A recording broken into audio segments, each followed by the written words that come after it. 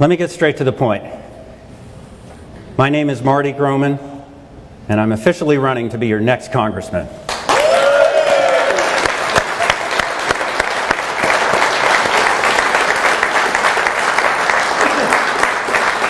We spent the last month working really hard to qualify for the ballot. Many people don't realize that independent candidates need to collect twice as many signatures as Republicans or Democrats. It's not easy. But we did it. We did it a week early with almost 300 more signatures than we needed. Yeah.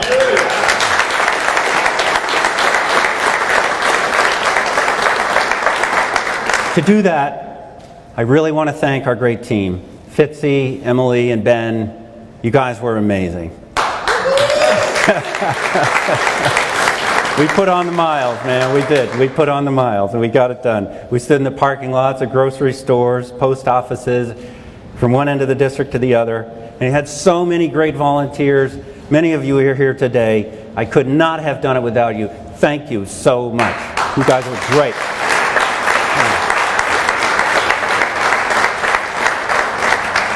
But I collected almost 1,000 signatures myself. I wanted to do that. That was important to me. And it was really rewarding. I want to thank all my friends and neighbors who opened their homes to me, even though they saw me coming with a clipboard. There's nothing to make people run away like a guy with a clipboard. But I did that because I wanted to hear from people and talk to them personally, to hear about issues, hear what they're thinking. And it really just gave me this chance to connect with people and understand what's going on in the district. But I also especially want to thank every Little League coach from Kittery to Lyman to Waterville, because I stormed the bleachers and I collected so many signatures at Little League games. Now look, I grew up on a small working farm in western Maine in a little town called Carthage. I'm the youngest of 8 kids. We didn't have a lot, and there were times we had even less. But you know, I never felt poor. My mother raised us to work hard, to take care of others, to be respectful, and above all, not to complain. To be part of the solution. You can't worry about who's to blame when there's sick animals to take care of and a farm to run. And problems on the farm just don't fix themselves. I don't think it was ever said, but I learned very early to work with others to get the job done. In our little community, that's just how it worked. When neighbors had hay down and thunderheads were forming up, we all dropped what we were doing to get over there and help them get that hay in the barn. That's how communities are supposed to work. Those are the lessons that I learned young that have stuck with me. When I started my business, those lessons proved themselves to be even more important. I built a manufacturing company right here in Biddeford, and it was a massive undertaking, not for the faint-hearted. It was a 24/7 operation. I used to sleep out there on the factory floor, working around the clock. Now as we grew, we encountered some significant obstacles. It's not easy. And I remember one situation in particular. We needed to put up huge new storage silos. The engineers said the ground was unstable. They came to me and they said, "I'm sorry, Marty, it's impossible." And I remember I just said, "I already know it's impossible. Just tell me what the first step is." And we did it. Of course we did it. We put those silos up, those big storage bins more than 120 feet in the air. We did it by listening to each other. We came up with ideas, and we built a $30 million company that way, with more than 50 employees. It's still thriving. In fact, if you drive by exit 32, you can see those silos. And those are the best moments, right?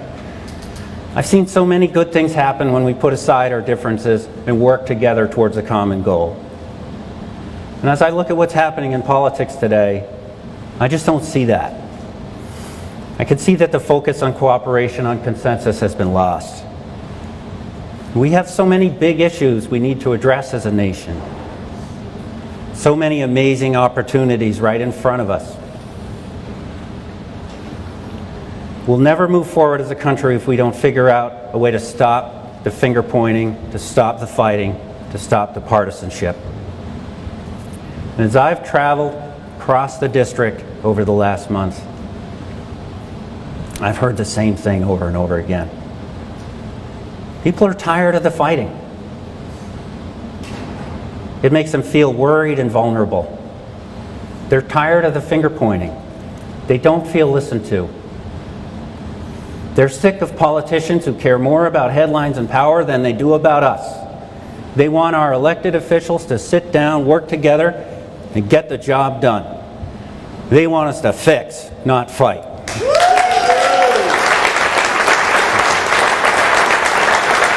That's why I'm running for Congress. I'm running for Congress to be part of the solution. I'm an optimist. I believe we can do so many great things. We work together. I've seen it happen. When I see problems, I don't see blame. I don't see an opportunity to stick it to the other guy. I see opportunities to get things done. I've seen people work together to take care of neighbors in need. Those are beautiful moments.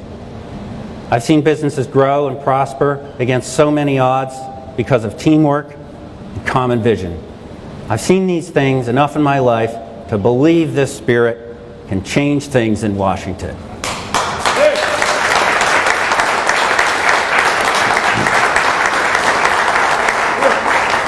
Now look, I know I'm not naive, okay? I know I can't change the culture in Washington all by myself.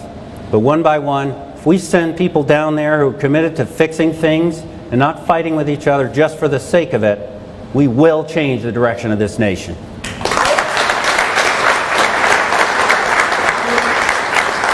Fix, not fight. That's what this campaign is all about. There's work to be done.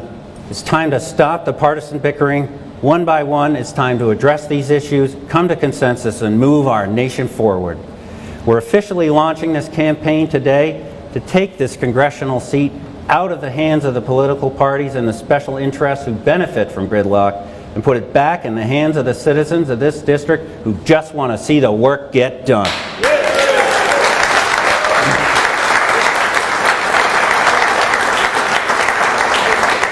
The future of Maine's 1st District will not be determined by a political party and what they want. It will be determined by the people from Kittery to Waterville, from Matinicus to Parsonsfield, and all points in between.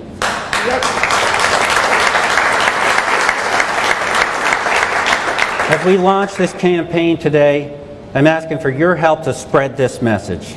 I need your voices and your optimism, your ideas to spread the word that we can have a government that works, not a government that seems to thrive on ripping the other side to shreds.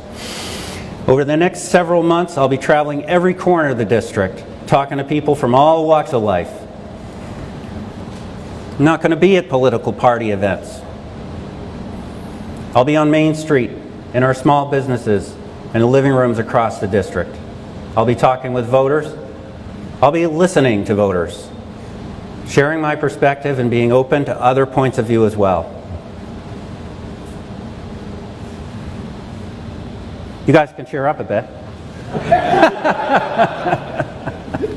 Aren't they great?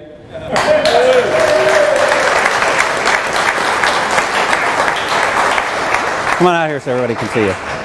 So, they said they wanted a long speech so they could miss more school.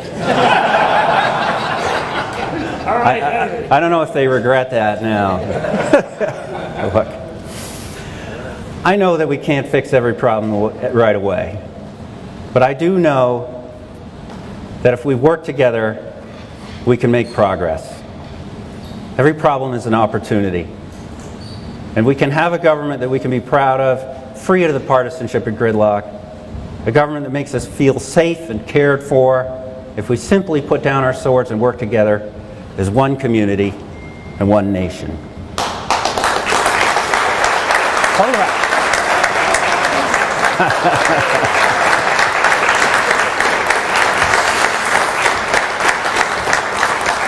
So in closing, I want to say I'm so thankful to all of you for standing here with me today.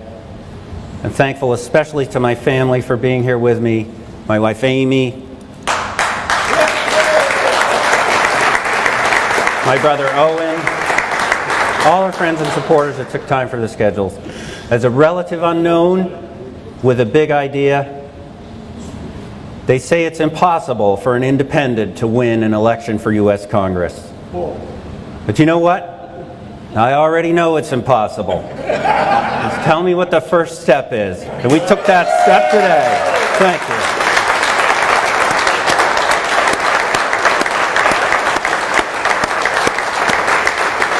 Thank you all for coming today, and let's go win an election. Marty! Marty! Marty!